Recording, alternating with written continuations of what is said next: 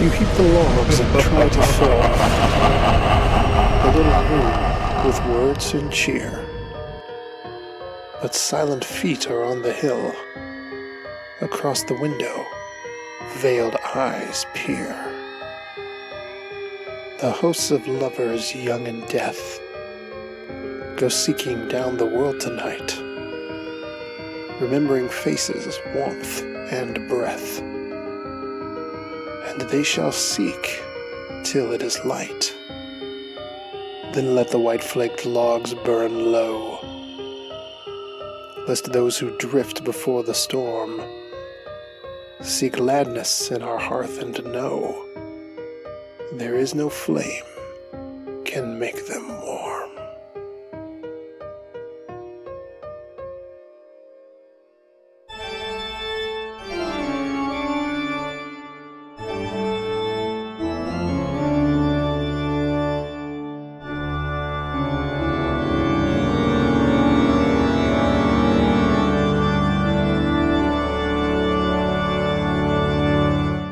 Greetings and welcome to another episode of the Schorr Manor podcast, the podcast dedicated to all things Halloween and all things spooky.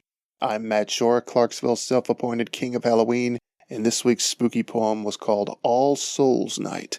It was written in 1917 by Hortense King Flexner, and it was later published in Clouds and Cobblestones. This week we're going to continue our chat with Johnathan Rand, the children's author with a lot of spooky tales to his credit, including the American Chillers series and the Michigan Chillers series. Some great stories there, keeping kids up late at night, retreating into their parents' bedrooms, and just providing a really torturous time for everybody involved. This week we're going to move on to another scary topic, camping. I can't think of any better place to really inspire spooky stories and scary experiences than camp.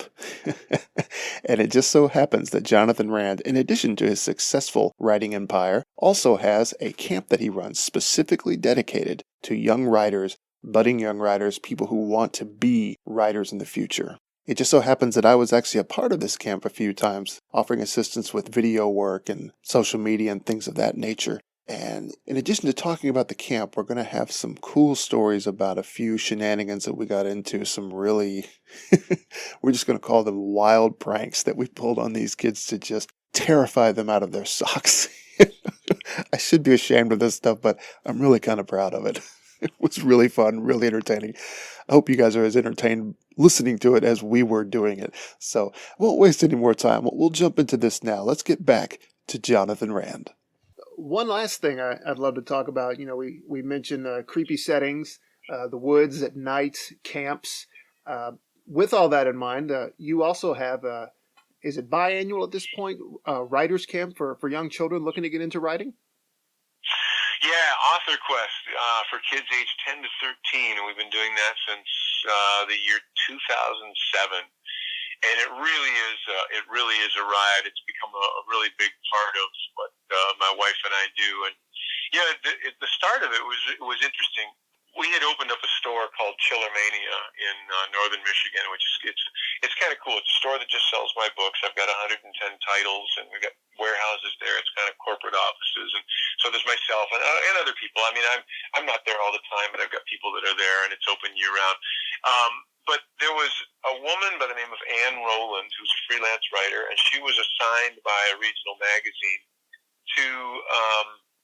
to come and write about the store and my books and things. And one of the, during the course of the conversation, she asked me, she said, "Have you ever thought about having a writing camp for kids?" And I said, "Well, my wife and I had thought about it a while back, but I don't know anything about camps, and she doesn't know anything about running camps. She'd been a restaurant manager until she quit to kind of help me out and work with me on the road. And so we just sidelined it. We never even thought anything, more about it." And Anne said, "Well, she said, I worked at a camp for like 10 years, and I'm pretty familiar with the ins and outs of it. And that never left. That seed right there, this just germinated. And we wound up getting together within just a couple of weeks and saying, hey, let's do this. And so we started immediately. We had to find a place for the camp.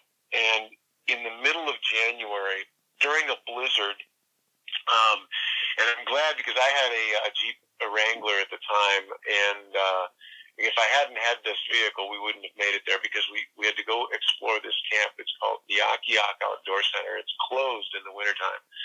But this is the only window that I had that I was home.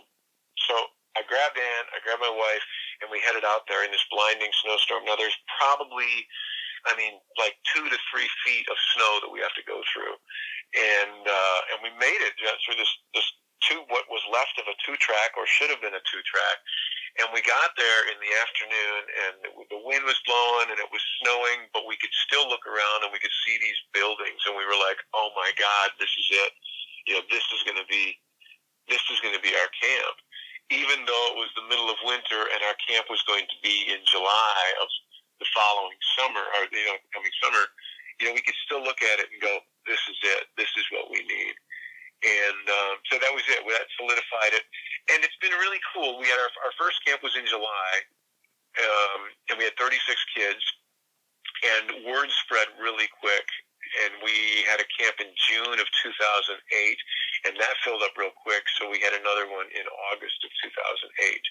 And that one as well, filled up. And we've been doing that since. We do 2 camps a year. For a couple of years, we had to move. We kind of outgrew the Akiak Outdoor Center. We moved to a different location, and we were able to offer a winter camp. So we did camps in June, August, and then another one right in the middle of winter break. So kids would go, like the day after Christmas, kids would arrive, and then they would be there until New Year's Eve.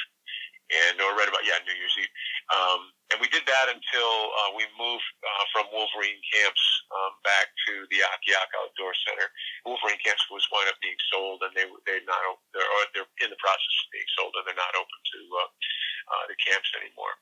So, but it's so cool. We have kids that come from from all across the country, from all walks of life, and when you think about it, if your child is into hockey, soccer, video game designing, volleyball, basketball, there's a camp, and there are camps. There's hundreds of them anywhere in the country. You can just pick a state and send your child to camp. But what if your child is into writing? What if your child is, they have these literary pursuits? There really isn't much. There's a lot of great college writing courses that kids can take. Parents might drop off their son or daughter in the morning and pick them up in the afternoon. And I'm not putting that down. Those are fantastic. But as far as we know, this is the only camp in the country that's just dedicated specifically to writing. And it's myself. I stay there the entire 4 days, and I've got other staff members. We've got other writers, published authors that come in as instructors over the course of the 4 or 5 days.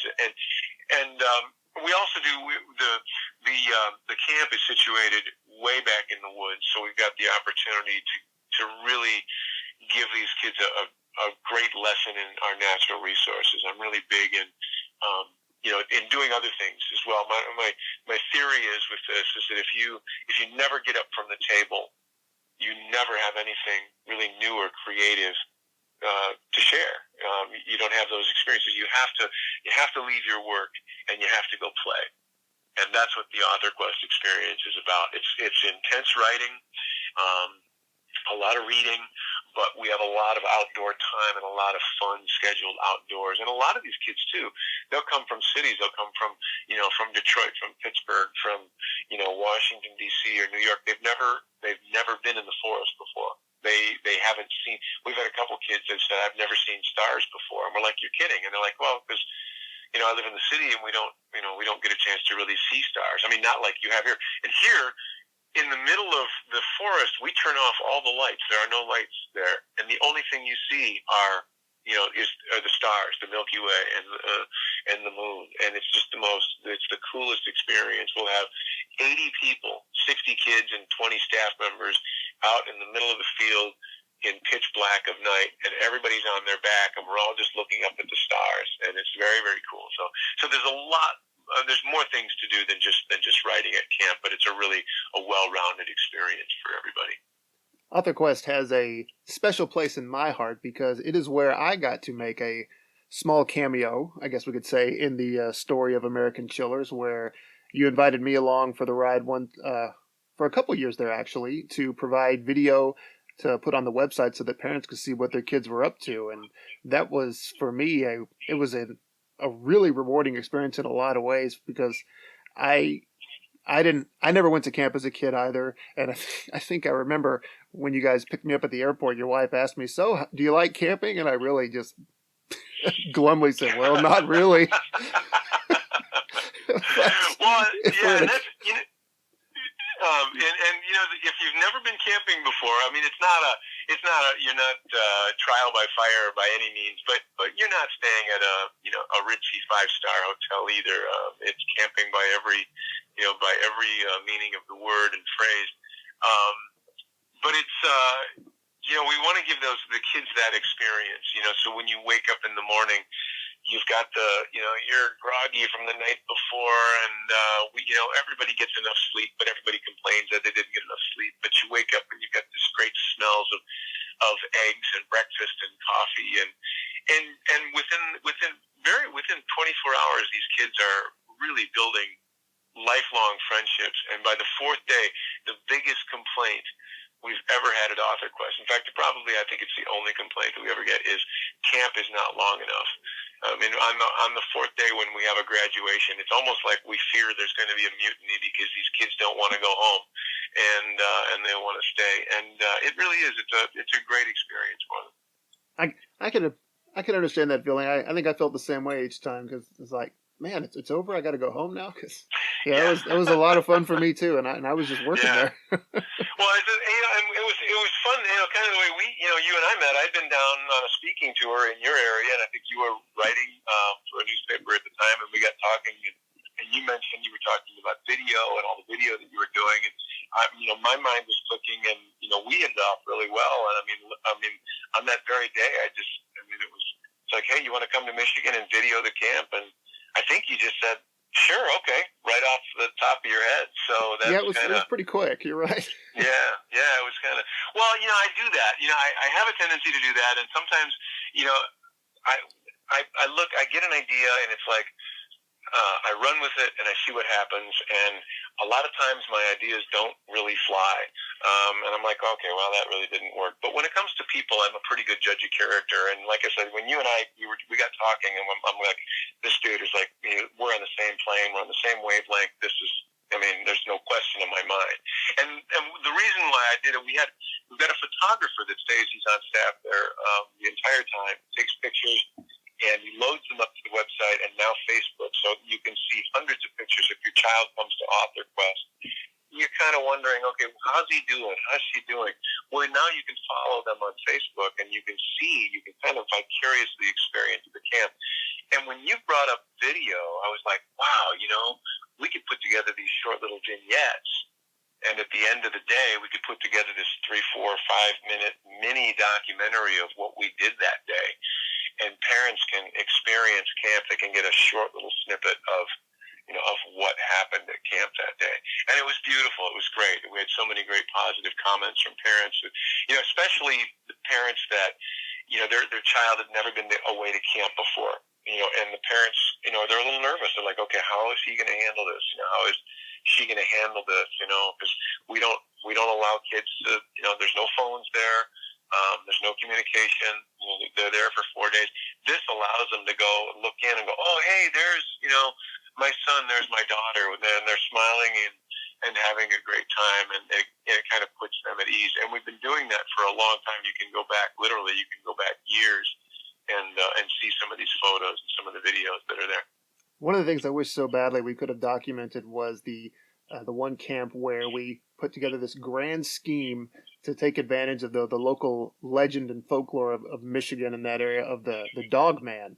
This idea people have of this kind of half man, half dog. It's sort of like a wolf man crossed with Sasquatch, I guess, that prowls the woods out there. And we did it. We started slow at first, where I don't know who did this. It might have been you. Like, put what looked like giant dog prints in the gravel at one point near the one of the cabins, and we are looking around. And you told me, "Hey, come over here. Look like you're getting some video of us reviewing this." So I crouched down and we did that, and we did 2 or 3 other things. And I think the photographer you mentioned at one point came running out of the woods at one point saying, "I got pictures of it. I got pictures."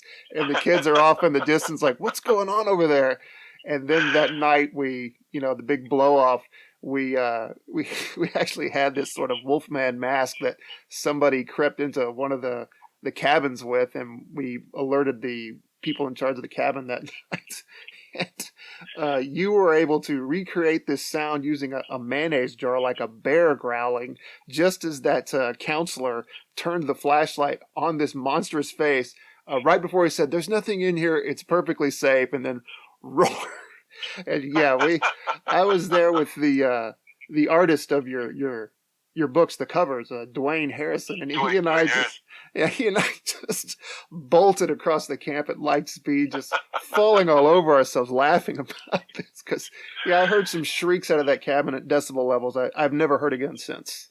It's and that has really become a highlight of the camps. I mean, it's really good fun.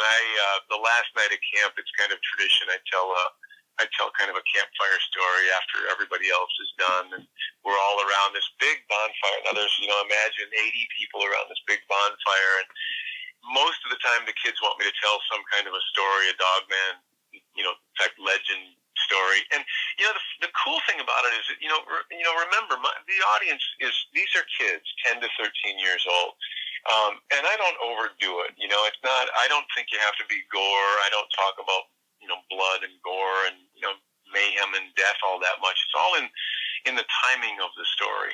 But it's fun because you can see these kids get tighter and tighter as the story goes along, and you can see them starting to really they're starting to look in the woods in the darkness and wonder what's out there, and some of them really get kind of they really do get freaked out, and then of course the next day they're like, oh my gosh, that was the greatest, I'll never forget that was so much fun, and we continue and we do carry that on to this day. I think the kids would be disappointed if we didn't do a scary scenario like that. That was a highlight for me. Have you been able to recreate any sort of scenarios like that where there's something in the woods that you make kids believe it for just long enough to get freaked out in the cabins? Well, I'll tell you what we did, and this was, I would say, probably 4, maybe 5 years ago, and this was, I guess, this was really quite epic. A counselor came to me one afternoon, and he said, "Hey, I was out in the woods, and with our group, we were coming back on this hike, and we found, or I found, he was coming back with one of the counselors from the farmhouse. He said, we found the carcass, the remains of a deer." And he said, the thing is completely intact. And I said, really? And he said, yeah. He said, yeah, I mean, and I said, well, he said, come and take a look. So we hiked back out there, and lo and behold, in the woods, at the edge of this swamp, there's the bones of a deer, and it's completely intact. There's no flesh on it. And all of a sudden, my mind started, my things started turning in my head, and I'm like, okay, we got to do something with this. I said, before dinner, pick this up, and I want you to take it, and I want you to hide it behind in the swamp over by the wood pile, so nobody sees it. Make sure nobody sees you. So they brought this. They took this deer, skeleton, and put it over there. Well, that night was the last night of camp around the fire, and during while I was telling this scary dog man story, Nick and Jake took this deer skeleton and put it on the main trail that leads back to the main lodge. So the kids have to go past this, they have to go down this trail to get to the main lodge. Now there's no lights out there. I mean, it's all, you got flashlights and that's it. So I finished up with the story around the campfire, and it was time to head back, and the kids are already freaked out about Dogman. Well, Jake had taken the skeleton, and not only had he taken the skeleton and put it in the middle of the trail, he had taken some salsa from the refrigerator and poured the salsa all over the rib cage of this deer skeleton. And so in the gloom of the flashlight, it looked like there was just this red fleshy material, blood on this thing. And I saw it, and it was, well, after the fact, but I was around the campfire, and and the kids were being dismissed with the counselors, and you could hear them kind of going away. You could hear their chatter and their laughter getting quieter and quieter as they got farther and farther away, and then all of a sudden it was just sustained shrieking for for 30 seconds, and then just outrageous laughter, and that was just one that, and the kids the next day just absolutely loved it. They just thought that was the greatest thing, and so we do try to that one was tough to beat, but we do fun things like that just to kind of keep things lively. It's pretty good. I think I still prefer our Dogman experience, but that one's up there. Yeah, that was with the cave, with the mask and the footprints in the sand and leading all up to it. I think that was a lot of fun. Yeah, we worked hard on that. We worked on that one for at least 2 days, telling this story. I think pro wrestling promoters would have been proud by the subtlety working towards that thing. Well, that was the thing. Subtlety was key because we would just kind of, and I think one of the thing that really got the whole story that really lit it on fire was the police car, because unbeknownst to us, we had no idea that this was going to happen, but a sheriff's patrol came through one morning real slow, just on a normal routine, which is what they do, and they kind of came through there, pulled through the circle drive real slow, and continued on out. And somebody, a lot of the kids saw it, and one of the kids asked me, he said, what was that about? And I said, well, there was a Dogman sighting not too far from here. He's probably just checking to make sure that everybody's safe. And I left it at that. I walked away. And, you tell a 10-year-old kid that, and then just walk away, and do you think he's not going to go tell his buddies, and it's going to be that Chinese telephone game? And within an hour, the whole camp was buzzing. Oh, yeah, Dogman, Dogman was a half mile away, and the police are looking for him. And so we just let that one fly and let it build its own story. Yeah, I'd forgotten about the sheriff's cruiser coming through, but yeah, that definitely helped spur the story along.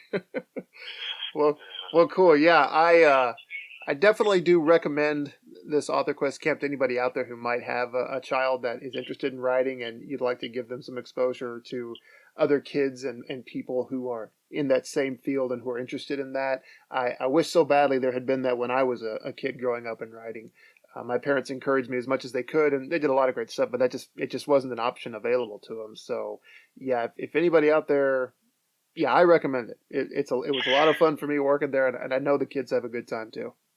Yeah, and if parents want to find out more about it, kids want to find out more, they can go to the American Chillers website. It's AmericanChillers.com, or AuthorQuest, of course, we've got a big Facebook presence as well, and that's where you can go back and you can see a lot of these photographs and the things that have happened. And I don't want, and going back to the scary stories, we're making that a little bigger than probably what it really is, because it's just one singular aspect of camp, and in the scheme of things, it's really small when you compare it to the many other activities, because we really are hands-on. It's a very, very, if your son or daughter is interested in writing and they really have this burning desire and this passion to write, this really is it is a great camp. And they do fill up relatively early, so it's never too early to, so you can fill out applications. We've got the applications for next year available. You can go download those and get the process and at least get your spot reserved for the summer. Yeah, and it really is a perfect setting because kids. Most of the kids are going to show up at a camp helmed by a guy famous for writing spooky stories. That's what they're going to want to write. And what better place to get inspiration for creepy stories than, a camp at night and then gathering around a campfire to tell all those stories. Yeah, so it's... Yeah, we have kids that are, these have been, in fact, all of our counselors that are currently on board have been kids that have been to camp for years. We grew up with these kids. These kids are now in their late teens, early 20s. And now they get paid to come back to AuthorQuest. Well, we've met them. We met them when they were 10 years old, 11 years old.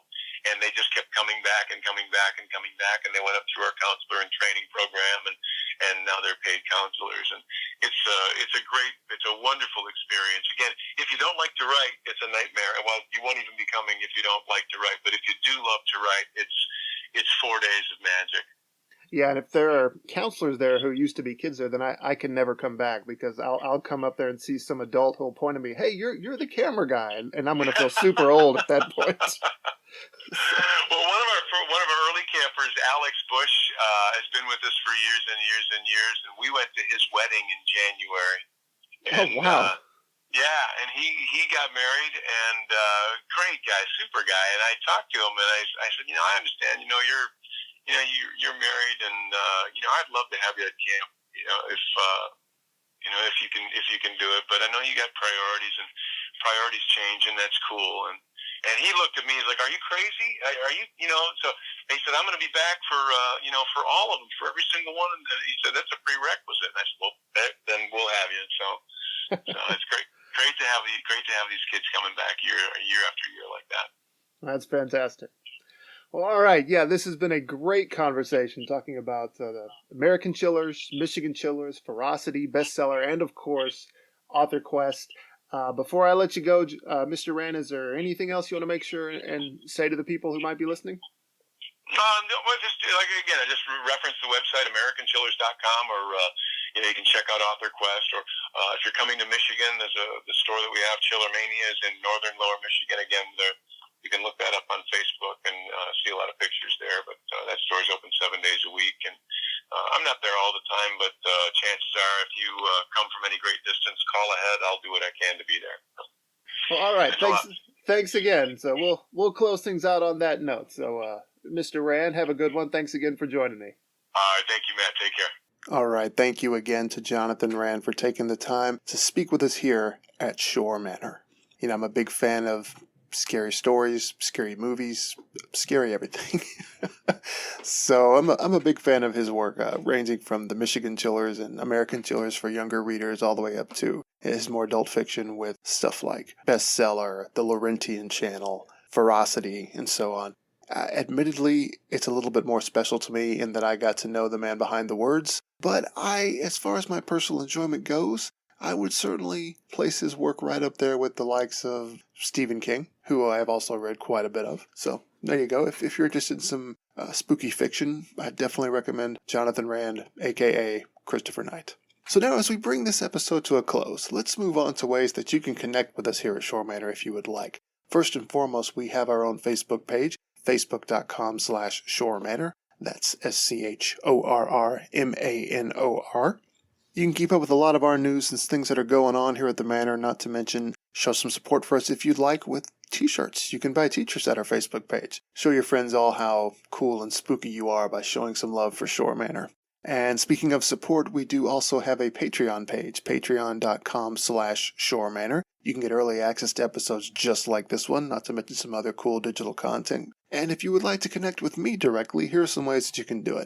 You can connect with me on Twitter at @TheMattSchorr, and also on Instagram at @TheSchorr. You can also reach me directly by email at mattschorr@hotmail.com. And if you'd like to get a little bit more information about me, I do have my own website, www.mattschorr.net. All kinds of information about me there, including my work, my podcasts, and my writing, and various other things going on with me. Feel free to check that out as well. So this ends yet another fun-filled episode of the Schorr Manor podcast. Hope everybody had a good time. And as we move on and get ready for next week, I want to remind everybody to stay spooky and, of course, happy haunting.